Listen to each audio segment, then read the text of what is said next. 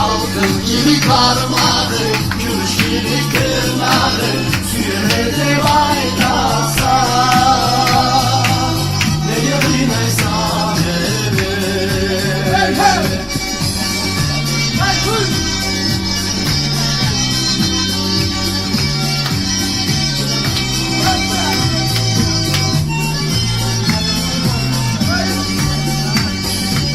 Gözlerin gökyüzünü gökyamaca bu gölgenin sırrına bu karanlık var. Altın gibi parmağı, gümüş gibi tırnağı, sürede baydasa. Ne bilmezsem beni. Altın gibi parmağı, gümüş gibi tırnağı, sürede baydasa. Ne bilmezsem beni. Hey hey! Hey!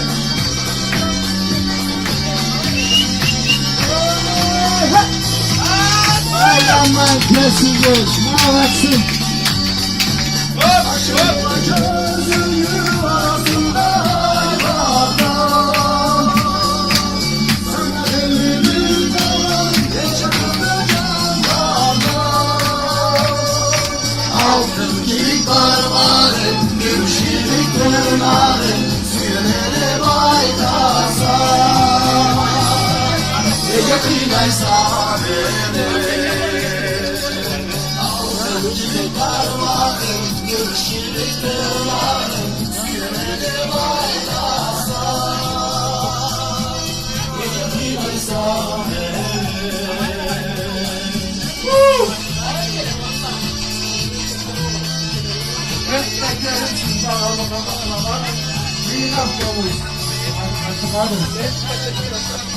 Hep yapılıyor başlara. Bunu da başlara söylüyoruz.